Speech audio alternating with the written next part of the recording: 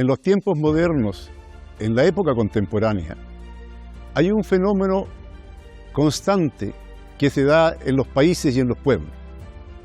Es una forma de actuación política y de poder. Esta forma la reconocemos con un nombre, con una ideología, con una práctica. Esto es el fascismo. Cuando hablamos de fascismo, a veces algunas personas, en forma interesadas o por ignorancia, solamente se quedan en un momento de la existencia de esto, en el momento de entreguerra, en el periodo de Mussolini y 10 años después, Mussolini y Hitler. En la forma que se expresaba allí la defensa del capital financiero y la lucha anticomunista. Pero el fascismo es mucho más. El fascismo también es Salazar en Portugal, es Franco en España, es Suharto en Indonesia, Pinochet en Chile, es también Videla en Argentina. En fin, son muchos. Son muertos. Sí, en el caso de Chile, hablamos 3.227 personas reconocidas como asesinadas por el régimen, sin contar los detenidos desaparecidos. Si a eso agregamos que en Argentina tenemos 22.000 asesinados por el régimen de defensa del gran capital, 22.000. Y en la vieja España, en la España de Franco, 150.000. En la Indonesia de Suharto tenemos prácticamente cerca del 1.000.000 de asesinados. En los primeros días del golpe de Estado contra el patriota Sukarno, hubieron más de 500.000 asesinados, fundamentalmente dirigentes sindicales, trabajadores, comunistas, gente democrática y gente de izquierda que quería la soberanía y no quería ser colonia del imperialismo norteamericano. El fascismo es entonces la expresión política y de poder del capital cuando entra en un momento de crisis, entra en un momento en que no puede seguir con la misma forma, comilla, democrática, sosteniendo el poder. El fascismo en sí no es entonces un solo momento ni un solo modelo. De hecho, en la dictadura chilena había gente que pensaba que no era fascista, porque no veía el desarrollo de un gran Estado corporativo al estilo de Mussolini. Y se veía la privatización. Hoy día, en el mundo entero, vía incluso institucional, ojo, no olvidemos que Hitler llegó al poder y al gobierno por la vía electoral, se da que aquellos que sostienen a ultranza el modelo neoliberal, que quieren privatizarlo todo y al mismo tiempo mano dura contra los sindicatos, contra las huelgas, contra las movilizaciones estudiantiles. Ellos dicen: nosotros no somos fascistas. Son fascistas. Tienen el mismo interés fundamental de defender la oligarquía. Los métodos, ya lo sabemos en qué termina. También tienen un componente de ideológico racista, chauvinista, muy fuerte. A nivel mundial, tenemos a los sionistas, por ejemplo, con su anti-árabe, anti-palestina. Tenemos claramente a nivel internacional esta política anti-china, anti-rusa, anti-islámica, que reemplaza también en algún momento lo que fue la política antijudía. Hoy día, muchos de religión judía, sionistas, son realmente fascistas. El fascismo tiene una multiplicidad de formas de expresarse, pero lo que lo une, lo que le pone en el centro de todo, es la defensa del capital financiero. Eso es Bolsonaro en Brasil, Trump en Estados Unidos. Aunque, ojo, los demócratas con Biden no dejan de tener una práctica fascista al sostener gobiernos tan reaccionarios, tan sirvientes del gran capital como es Zelensky en Ucrania, que le importa nada colocar en peligro la vida de su propio país. Soy Eduardo Artés, esto es Negro y Blanco por Hispan TV.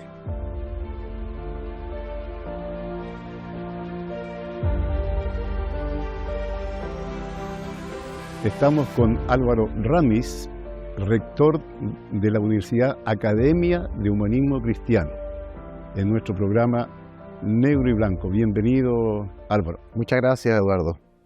Mira, después del término de la Segunda Guerra Mundial, algunos pensaron que era el momento de que el fascismo y sus expresiones ya no tenían espacio en la sociedad moderna. Sin embargo, hoy día vemos que pervive, ¿no?, distintas expresiones o se manifiestan.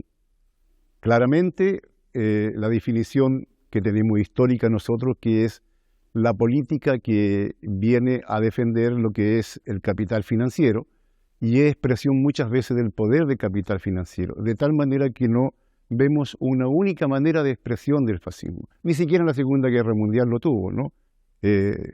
Mussolini era distinto a Hitler, Hirohito, después tenemos Franco, Salazar, en fin, era una cosa distinta. ¿Cómo tú ves estas expresiones fascistas hoy día, que por cierto también están presentes no solamente en la vieja Europa, sino que también en América Latina?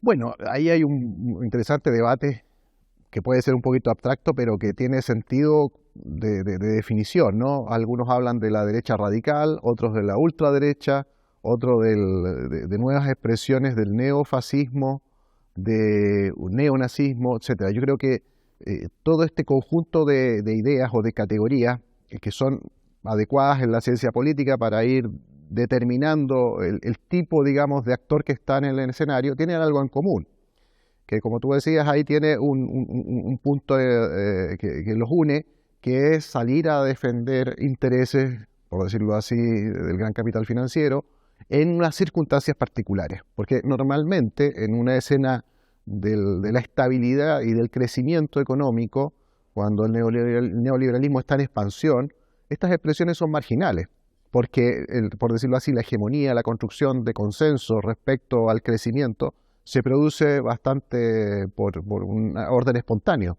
En cambio, cuando esto entra en crisis, cuando el crecimiento mundial y particularmente de ciertos países se contrae, entran a la escena actores violentos que justamente cuando se dan, yo creo, como dijo alguna vez Gramsci, esto de procesos de revoluciones fallidas, dejan en el aire la condición para una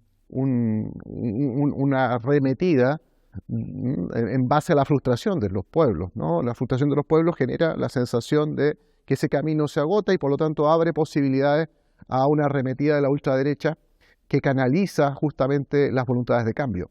Entonces, ahí hay algo que hay que explorar, tiene mucho de psicología social, tiene mucho de manejo de los medios y también de cierta contracción económica que necesita, por decirlo así, de una fuerza bruta que se insere y finalmente ponga a los actores más violentos del sistema económico en una lógica de defensa brutal de sus intereses. Correcto, o sea, tenemos la crisis, la angustia, ¿no es cierto?, en la gente, en las masas, frente a la crisis y a los efectos de la crisis, ¿no? Inmediatamente tenemos esta respuesta. Pero también hay un factor que va desde el seno de las fuerzas que se autoproclaman desde los trabajadores del pueblo, particularmente, por lo menos en el siglo pasado, ¿no?, de lo que fue la socialdemocracia. Hoy día podríamos decir las nuevas tendencias de la nueva izquierda, posmoderna, en fin. Ya. Estas tampoco dan solución o son capaces de realmente convocar a la gente con sus angustias, ¿no?, para superar socialmente. Y ahí viene entonces una expresión fuerte del fascismo. Entonces, ¿de qué manera las políticas, ¿no es cierto?, de la socialdemocracia en su momento, ¿no?, y hoy día de esta izquierda un poco indefinida, pavimentan el camino a lo que son las expresiones de ultraderecha, que en las características actuales es la defensa a ultranza del sistema neoliberal? Claro. Yo creo que tiene que ver con que ningún actor hoy día político logra hablarle a toda la sociedad. ¿Por qué? Porque es una sociedad que tiene distintos ritmos y distintas expectativas. Entonces, yo creo que las nuevas izquierdas, por decirlo así, en una lógica de incorporación de otras miradas, ha hablado a un mundo urbano, a un mundo más bien de menores años, digamos, etarios, pero por ejemplo tiene una carencia muy importante en el ámbito del mundo popular, de ciertas edades y sobre todo el mundo rural. ¿Ya? Ahí creo que no existe. Entonces son sociedades fragmentadas donde hay distintas velocidades de comprensión de los problemas y distintas expectativas y distintas vías de solución a sus dinámicas.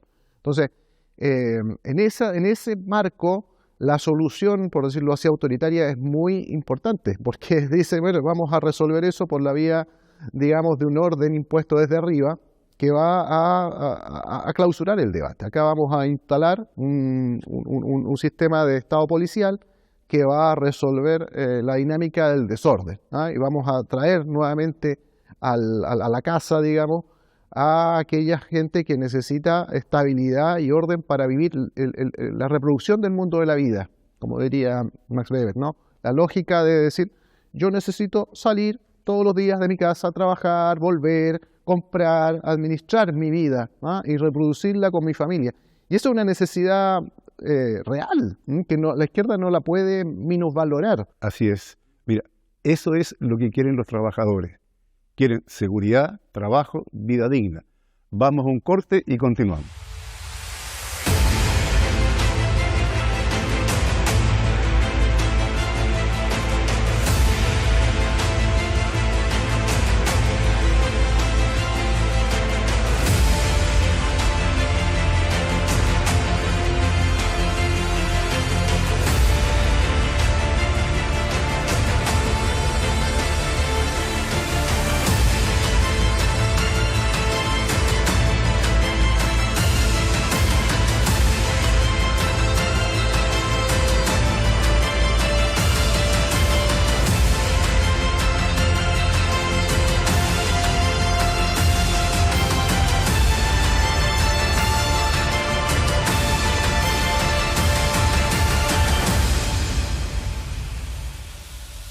Estamos con Álvaro Ramis. Álvaro, en la primera parte quedamos en los elementos, ¿no es cierto?, que la gente requiere, las amplias mayorías. Las amplias mayorías luchan y viven por un mundo civilizado, por una vida digna, ¿no?, por empleos estables, etc.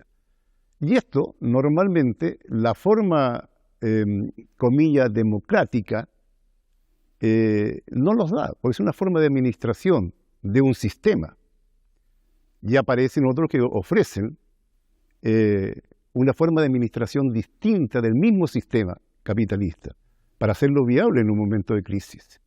Esto lo hemos visto nosotros no solamente ahora, ojo, porque lo hemos visto en Indonesia, por ejemplo, cuando Suharto da el golpe militar y asesina a miles y a miles y a miles. Ya se hablan más de 500.000 muertos que hubieron en Indonesia, ¿no? E instaura un régimen fascista durísimo contra Sukarno, ¿no?, que tenía una actitud democrática de administración, ¿ya? Bueno, ¿cuáles serían los ejemplos de hoy día que se están dando, por ejemplo, de expresión de este neofascismo? O sea, es inevitable hablar, primero partir por Estados Unidos, ¿no?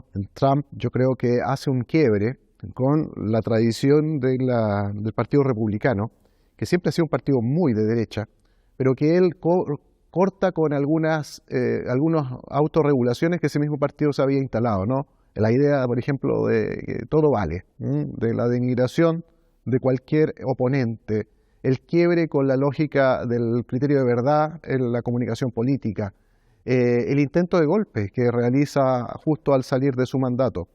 Eso se ha replicado a nivel mundial debido a que, por decirlo así, se ha formado una internacional trumpista, llamémoslo así, donde está Vox en España, donde está Bolsonaro, donde hay representantes de esa misma tendencia en Italia, incluso en Alemania, con un partido como la AfD que va ganando mayores adhesiones, en Grecia, en distintos lugares.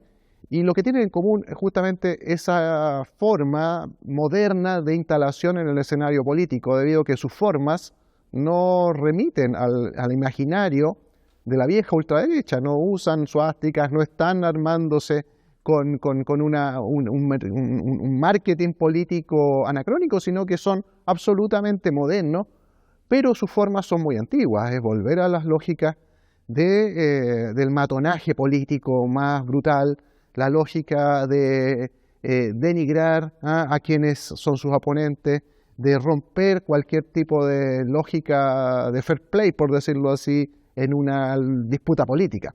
Entonces, eso yo creo que está alimentado además por estas carencias de fondo que viven las sociedades contemporáneas, particularmente en Occidente, que es el lento declive de la industrialización que tuvo Occidente, ¿no? La industrialización creó, de alguna forma, más tecnología, pero eso también generaba empleos de mayor renta. Y eso se está reduciendo justamente en Europa, Estados Unidos, Canadá, Japón, donde hay una contracción económica y el surgimiento de Asia, ¿ya? Entonces el cambio de pivote en la geopolítica internacional se refleja en el surgimiento de estos grupos que obviamente canalizan la presión para recuperar, ¿no? No es por nada que Make America Great Again es el eslogan de Trump. Quiere volver a la hegemonía norteamericana incontrastable, pero que tiene una base, digamos, de realidad en la medida que había una decadencia. El diagnóstico de Trump es América, Estados Unidos, se está decayendo, no solo como potencia global, sino en su estructura económica de base, y por lo tanto necesita reconstruirse a partir de un líder fuerte que sea más proteccionista, que concentre nuevas formas de industrialización, que cree una nueva hegemonía internacional basada en un poder incontestable. Correcto. Ahora, en el plano, ya que tú sacaste el plano internacional, yo creo que es muy importante ver lo que sucede. Tenemos, por ejemplo, el sionismo israelí, que para mí es una expresión concreta de neofascismo, ¿ya? Y además el pueblo elegido por Dios, qué sé yo, etcétera. ¿Ya? Es una cuestión también muy chauvinista, muy propia. Pero eso también lo vemos nosotros con Obama en Estados Unidos, cuando el país por excelencia, el país excelente, ¿no? O también en Trump, también lo vemos en Biden, ¿no? Y bueno, y en Borrell, por ejemplo, la vez pasada de la Unión Europea, nos viene a decir que Europa occidental es un jardín rodeado de selvas lleno de salvajes, para reafirmarse, digamos, como una concepción chauvinista, inclusive racista, en relación a los demás pueblos de los demás continentes, o del llamado, o como antiguamente llamábamos el tercer mundo, ¿no? Ya, hemos visto la parte material. ¿Cómo va esta parte, digamos, de las ideas, de la parte ideológica, ¿no? Estas expresiones que se escuchan en estos líderes. Bueno, nuevamente lo que hay es una necesidad de reafirmar, por decirlo así, el excepcionalismo en la política internacional, ¿no? El excepcionalismo americano siempre ha reafirmado la idea de que el orden del sistema internacional, el orden del derecho internacional no rige para las potencias, ¿no? Y ese punto es fundamental en su lógica de acción.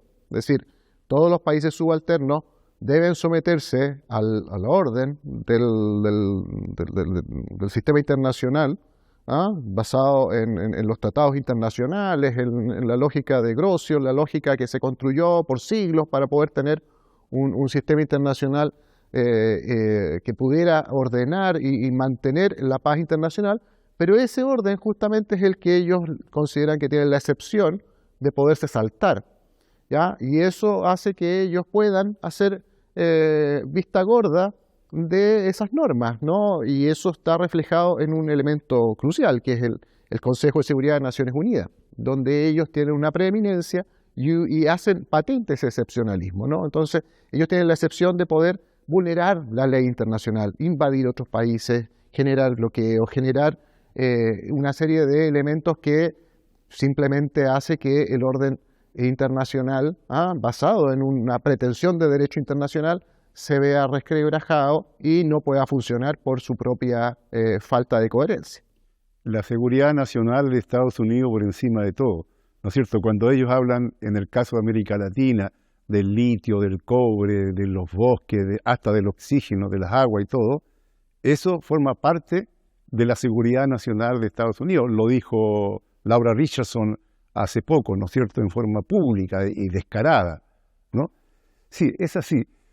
Ahora bien, ¿cómo los pueblos y los países debemos de enfrentar, ¿no es cierto?, esta oleada o nueva oleada neofascista que tiene una base concreta que está determinada por la crisis general del sistema de dominación y el fin del sistema unipolar, ¿no?, que claramente tiene, como se llama, en crisis a todo el planeta, ¿no?, y que viene un nuevo momento, porque tenemos la expresión, por ejemplo, de la guerra en Ucrania, que la guerra en Ucrania no es cualquier cosa, porque es Rusia contra la OTAN, contra Estados Unidos. Ucrania es lo menor, ¿no? Y eso, a mi entender, es la antesala, ¿no?, de una confrontación mucho más mayor. Sin embargo, las fuerzas que están en Ucrania son claramente fascistas.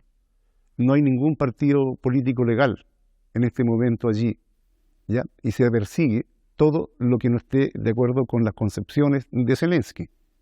Eso es gravísimo.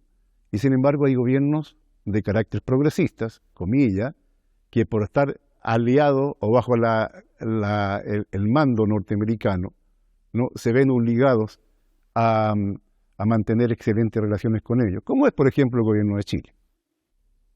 Mira, yo creo que el caso particular de Ucrania es una sangría enorme que está ante nuestros ojos y es un drama contemporáneo, tal vez solo comparable a esas grandes masacres de la Segunda Guerra Mundial, donde miles y miles de hombres son arrojados a las trincheras, casi como la Primera Guerra Mundial, a morir en el barro, en el fango, y a ser carne de cañón de los intereses de grandes potencias.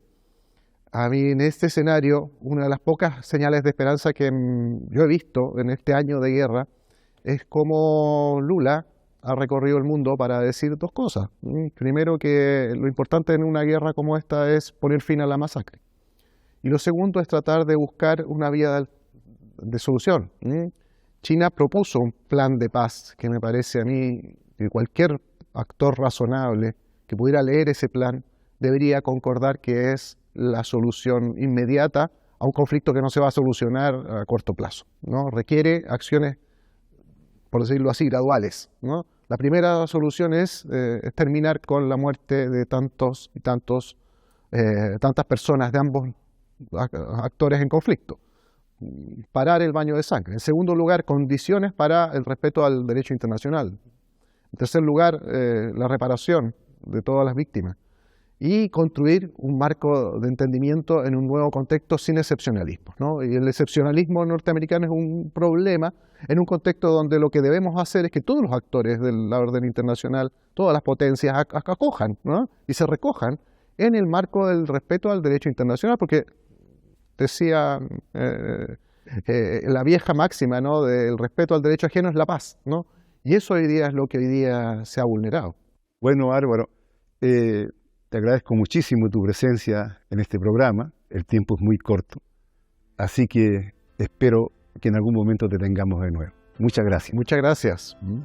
Hasta luego. Hasta luego.